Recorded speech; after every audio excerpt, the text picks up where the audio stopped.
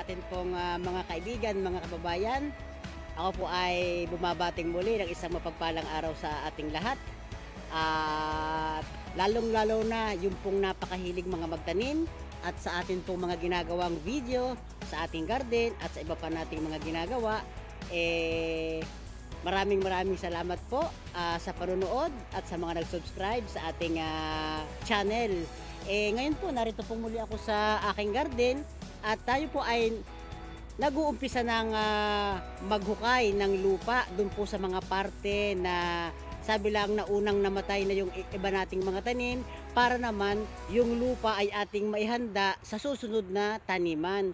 Yan po yung ating ginagawa dito para maisaayos at maganda yung mga sumusunod na pagtatanim at para laging napakarami ng bunga para naman nga ang lupa ay sabi lang sa atin ay maipahinga dahil yan po ang importante sa lupa na ating tinataniman taon-taon. Kumbaga dito po sa Italia ay napakagandang magtanim dahil nga kapag nahukay na natin ang lupa bago magtaglamig o yung winter, napakaganda po niyan dahil yung lupa ay buhaghag na buhaghag kapag ka siya ay nabungkal na at matatabunan niya ng yelo kapag nag-winter. Kaya yun po ang isa sa the best na kaya maganda yung ating mga ani dito. Ating naiihanda ng maayos yung ating lupa. Kaya samahan niyo ako sa aking paghuhukay at ipakikita ko rin sa inyo yung improvement na yung ano na bang sitwasyon ng aking mga tanim dito dahil nga nag-uumpisa yung iba na mawala. Kahit nga yung ating ampalaya na napakarami naging bunga ay pumapangit na dahil nga sa klima. Ayan, ito po yung ating ginagamit dito sa ating paghukay ng lupa. Ito po parang ito'y pala sa atin. Napakaganda po nitong gamitin dahil talagang kung gaano kalalim yung gusto nating hukay ay magagawa natin. Kaya pakikita ko sa inyo kung paano natin maayos ang paghukay at masaayos ang lupa.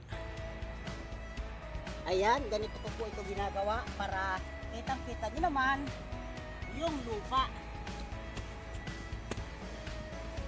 Dahil nga kung malinis pati ang ating lupa, nalisan natin ang damo, mas maganda yung ating lupang itong mangyayari, magiging siyang buhaghag.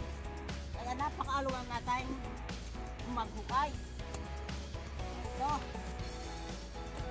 Parang ginagawa natin itong garden nung tayo ay nasa elementary.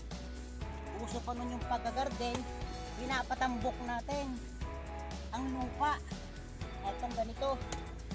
Para yung mga ugat sa susunod pagtatanim natin talagang may space siya. Ginagawa natin ito utay-utay lang dito, hindi naman bigla-bigla ang pagtatrabaho. Ito naman ay ginagawa natin kapag tayo ay walang trabaho. Kumbaga palipas oras natin dito. Ayan, kung makikita nyo naman, napakaganda nung pagkakahukay. At pagka yan ay nainit at naulan, kaya nagiging buhaghag dito ang lupa.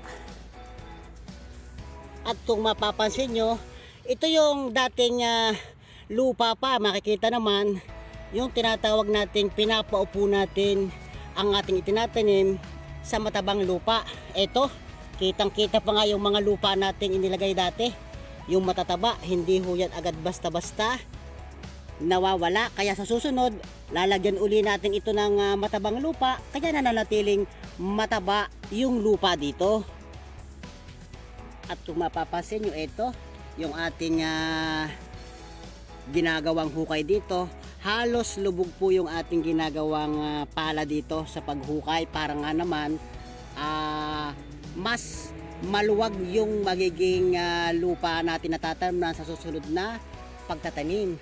At kung mapapansin nyo yung ating katabi, marami na siyang nahukay dito sa kanyang garden.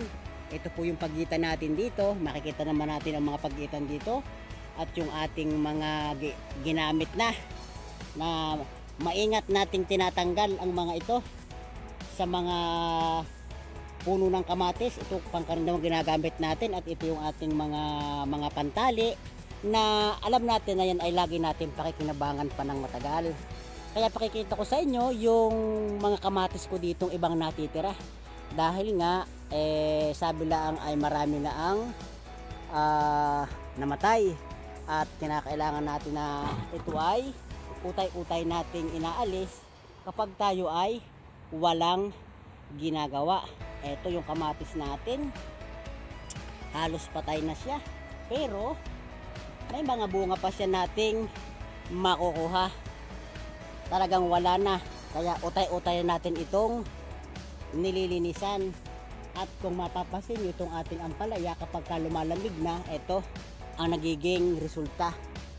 Dahil nga sa lamig, bagamat ngayon ay medyo mainit, hindi na po talaga siya gumaganda. May bunga pa man, pero hindi na yan masyadong lalaki. Yan ang nagiging resulta kapag nag-iiba na dito ang panahon. Ito, kung mapapansin nyo, marami na dito ang namatay sa puno. Yung mga dahon natin, ayan, wala na. Ito, ganito na ang resulta. Kaya utay-utay na natin itong malilinisan, pero marami pa rin naman tayo ditong makukuha.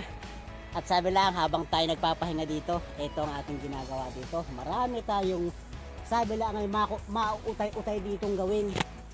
Marami pa rin namang medyo magaganda kagaya nito. Kaya lamang ay talagang hindi na siya lalaki. At marami pa niya sa ibabaw. Hindi lang natin ito, sabi lang ay nalilingila na ibaba. Napakarami ito sa itaas. Kailang ay di medyo, eto, medyo maliliit na siya. Pero magaganda pa rin naman. At dati-dati nga, doon sa ating nakikita, sa ating mga videos, ay napakarami na upo ang ating nang nakuha dito. 92 pieces na po ang ating nakuha. Bagaman, sabi lang itong marami nang natutuyo sa puno, ay marami pa rin siyang makikita tayong mga buko. Dahil palibasa nga at umiinit pa, ay marami pa yung mga bungang lalabas. Marami pa tayo ditong nakikita. Ito.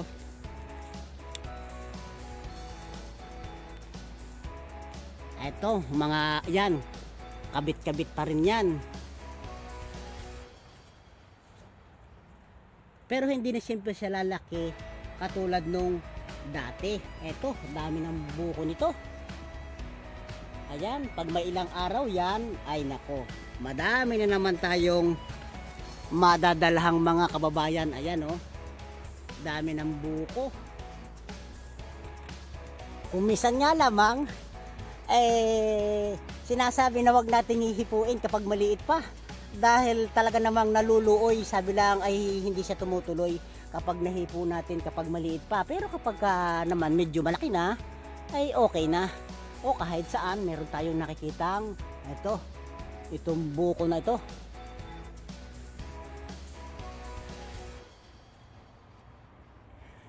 Ito yung ating isa sa mga itinarang binhi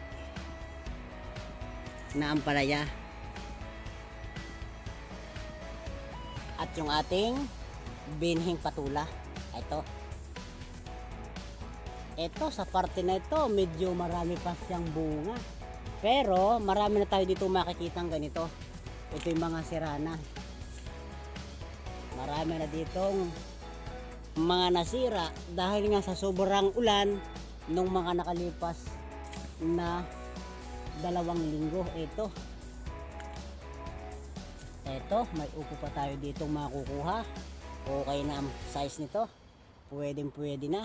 Dahil nga yung ating upo ay napakalayo na nang narating.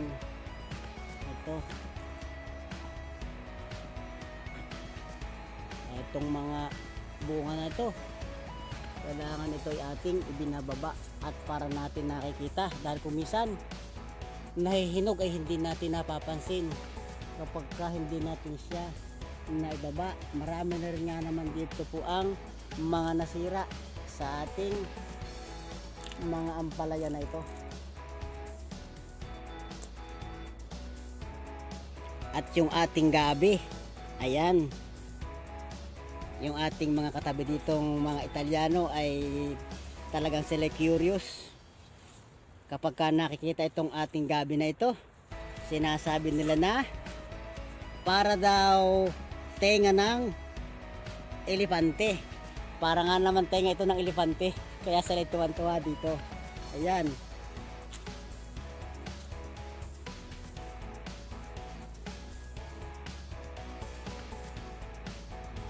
At itong ating kangkong, ayan, gumaganda na ulit.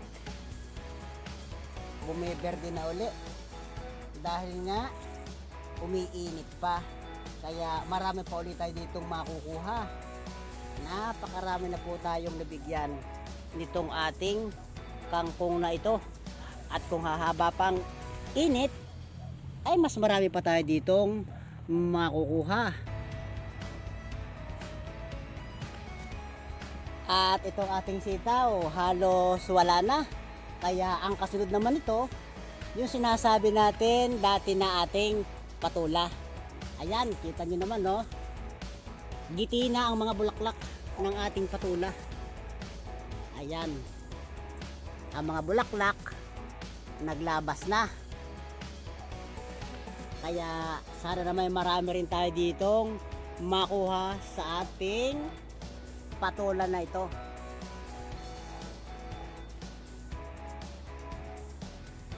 At ang isa sa maganda pa natin ditong nakukunan ng ating mga gulay ay itong ating kamote.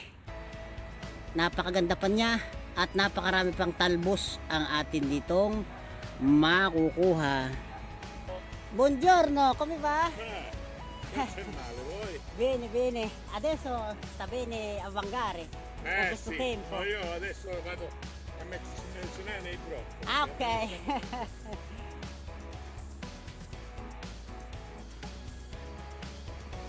Ayan, dumaan ho yung ating isang kapitbahay dito.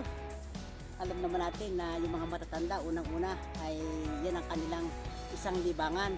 At ang isa pa, sa akin pong ginagawa dito, ay napakaganda pong magpapawis. Dahil aring kunti na ring aking hinukay ay talagang basa na tayo ng pawis. Kaya kumbaga, ang trabaho natin dito sa ating mga naranasan sa buhay, sabi lamang ay utay-utay lamang, hindi yung bibiglain. Dahil yan yung ating dating naging problema. Kaya sa ngayon, nagkaroon na tayo ng aral. Kaya sabi lamang, matututo tayo sa ating mga pagkakamali. Kaya importante ay tanggapin natin kapag tayo nagkamali. At yan po ang ating ginagawa na sinasabi natin sa ating mga kababayan na kailangan iingatan natin ang ating katawan dahil ito ay nag-iisa lamang. Okay, tutuloy ko po muna ulit itong ating pagpapawis na ito.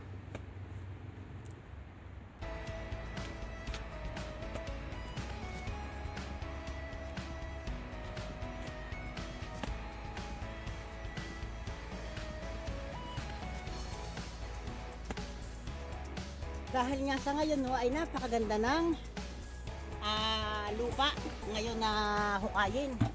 Dahil nga yung pagkakaulan, tapos yan, naiinit. Kumbaga, ay di napakaganda. Sabi lang ay napakayabong ngayong maghukay ng lupa. Kumbaga, kaya yung iba dito, marami na rin ang mga nakapaghukay ng kanilang garden. Yung ating katabi dito, ipakikita ko sa inyo dahil halos natapos na niya at nakapagtanim na uli siya ng pangalawa. Pakikita ko sa inyo yung ating mismong katabi dito.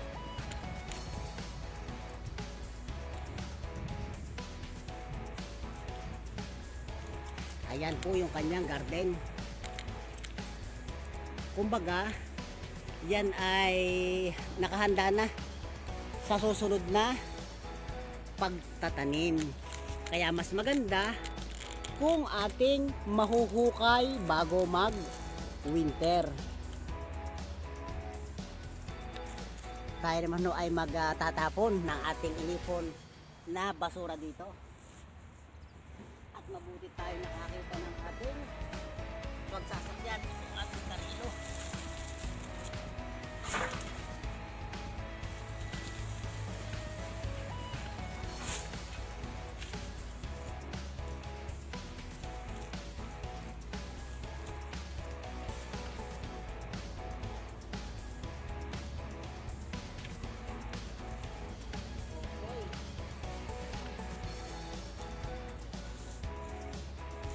Yan ho yung ginagawa natin dito. Ipon sa kabilang tabi. Tapos pag may pagkakataon ay dito natin tinatapon sa sadyang tapunan ng mga basura. Dahil dito ay may kanya-kanya kaming lagayan ng mga nabubulok at yung mga hindi nabubulok. Iba po yung lagayan nun. Kaya napapanatili dito ang kalinisan nitong aming garden dito. Nakapagtapon huli tayo ng basura at tayo ay mag-uutay-utay na uli diding magpapawis. Palibasa at maganda ang panahon, ating sinasamantala. Para nga naman kapag dumating na naman yung ulan, ay di tayo ay walang problema kapag nahukay na natin at nasiayos itong ating tataniman. Ito, huhukay ulit tayo.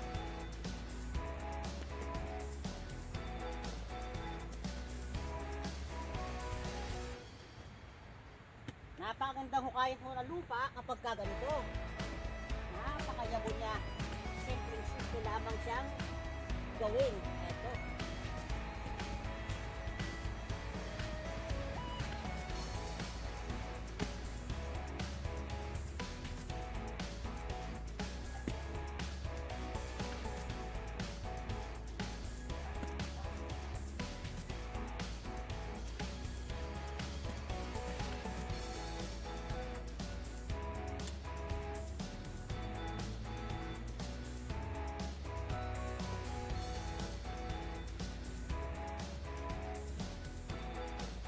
Shout out nga po pala sa ating kaibigan, mga kaibigan, Mr. Pastoriano, Mr. Nimi, yung ating kumbaga presidente ng ating grupo, BF Nars, BF Vicky, napakarami si BF Bet, napakarami nating mga batch na nung high school ay talaga namang iba po yung samahan natin nung tayo high school. At napakarami ang ating kaibigan, batch Ramon, dyan sa Manila marami kayo dyan, at sa Mulanay yung ating mga kaibigan diyan ay ating binabati, at tayo narito nga sa ating garden at nagpapapawis. Kapag ka wala tayong ginagawa, sabihin natin sa pangkaraniw nating trabaho, ay ito yung ating palipasan dito ng oras. Kay BFF Mel, kay BF Bergie, kay BF Bolet, sa aming muse ng high school, si Bibik Marlin, at sa aming kagawad dyan sa Batangas, BF Dado, kumusta? Kumusta ang ating barangay? Sa ating BF Ronald, hindi namin maalaman kung saan kang lugar naroon, dahil kapag kasiman hindi malaman kung saan lupalop na papapunta. At sa ating BF Dom dyan po sa Londra o London, kumusta ka dyan? At dito sa ating kaibigan, kasama natin dito sa Parma, ang ating BF Badet at ang ating BF Mio. At siyempre sa iba na hindi natin nabanggit, kung minsan hindi natin maalaala, alam nyo naman, pumuputi na ang buhok ay nababawasan pa. Siyempre lalo't higit do sa ating advisor, Ma'am Rosa Basalio, kumusta po? At kaya yung ibang sili natin dito na hindi pa natin kinukuha o hindi natin tinatanggal ay dahil habang maganda pa ang panahon, ito'y atin pang mapapakinabangan. Baka tayo makakapagtinula pa, ay ayos na ayos pa ang mga dahon nitong ating mga sili na ito. Kaya yun nga po ang kagandahan dito sa pagtanim namin dito sa Italia. Yung kagaya kong mahilig magtanim ng iba't ibang gulay dito, ang lupa ay nakakapahinga sa loob po ng 8 buwan. Dahil ngayon hinuhukay na natin Ito yung mag-uumpis tayo magtanim sa buwan pa ng Mayo. Kaya matagal ang naipapahinga ng lupa. Sabi lang, kapag naipahinga, mas mabilis o maganda ang susunod na pagtatanim. Dahil nga sa atin sa Pilipinas, tayo po ay nagtatanim doon, wala nang katapusan ng pagtatanim. Tuloy-tuloy po yan. Ang lupa, hindi na nakakapahinga. Kaya yung mga nagtatanong sa atin, palibas at napakarami po na natin ng mga kaibigan kung saan-saang mga lugar,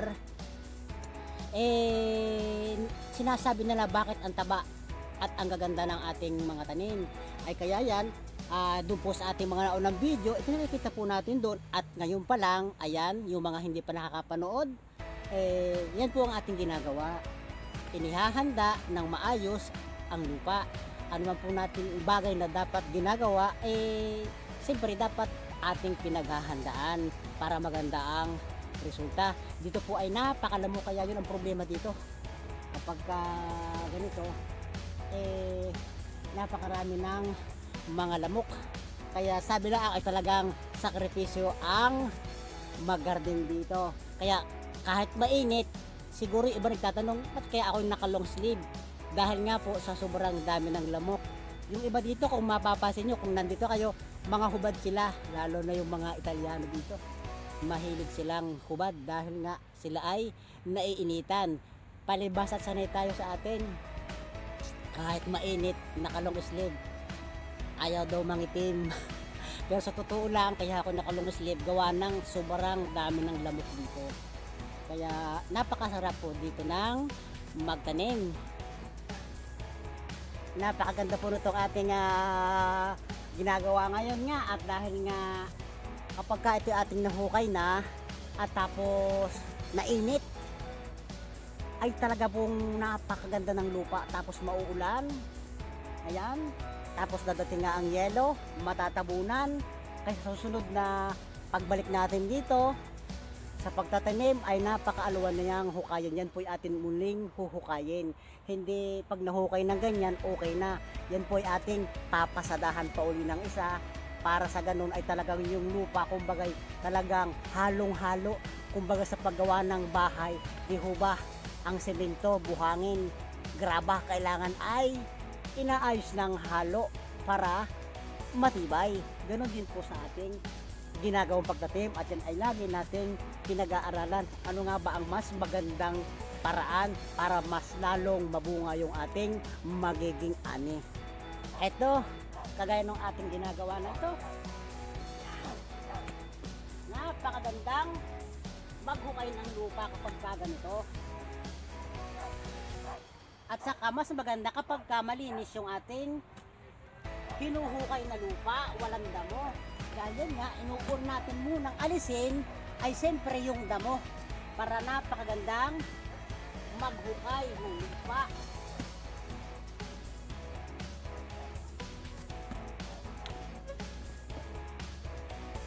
Kumbaga, napakasimpleng gawain natin ang ganito. Kumbaga, palipas oras natin dito habang tayo ay nagpapahinga sa ating mga trabaho. Ito,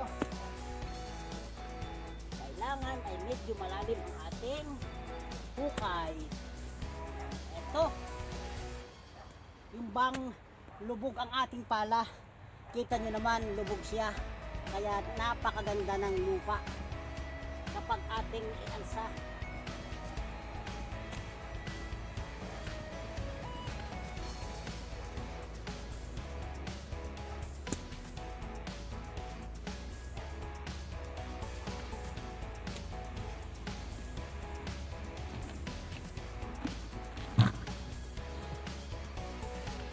Ayan, nakita nyo naman yung ating ginagawang halimbawa dito sa napakarami natin mga kababayan na mahilig magtanim, at sa mga nakikita nga nila sa ating mga videos. Maraming salamat po sa panonood nyo, at sana'y tayo makatulong kung hanggang saan man ang ating magagawang tulong. Yung pong ating mga payo na kung magagawa nyo At depende rin siyempre po yan sa lugar kung saan kayo nakatira. May mga kaibigan tayo sa France na iba rin daw ang klima sa kanila at depende rin sa klase ng lupa. May lupa sa kanilang parte na medyo mabato. At sa London naman, meron din tayong mga kakilala. Ang problema doon ay hindi masyadong maganda ang klima kung ikukumpara dito sa Italia dahil sa kanila mas maiksi yung summer. Samantalang dito, tamang-tama po yung summer. Kumbaga yung apat na panahon, meron tayong apat na panahon, yung tag-init at tag-lamig na sinasabi, tag-ulan at tag-sibol, naririyan po, dito po natin talaga nararanasan dito po sa bansang Italia. Kaya mapalad tayo dahil bilang dating guro ay naituro natin at sa ngayon, ayan, kumbaga yung dating theory, ginagawa natin yon sa aktual. Kaya nawa ay nakatulong tayo at nakapagbigay ng kaunting kaalaman tungkol sa pagtatanim. At yun nga, sinasabi natin, kinakailangan ay huhukayin natin ng medyo malalim-lalim yung lupa para naiihanda natin. At tamang-tama kapag ito ay nainit, bubuhaghag yan, mauulan, init, ulan, init. Tapos madadagdagan ng malalagyan ng yelo yan. At sa susunod na taniman, talaga po namang napakaganda ng lupa, buhaghag na buhaghag. Tapos, siyempre, lagi tayong bumibili ng matabang lupa dito. Yung sinasabi nating pinapaupo muna natin sa lubang mataba ang mga itinatanim natin. Marami pong salamat at sana po ay nagustuhan nyo at naibigan itong ating video at makatulong sa marami nating mga kababayan na mahilig ding magtanim. Nawa paka-subscribe po sa ating channel. Marami pong salamat and God bless us all.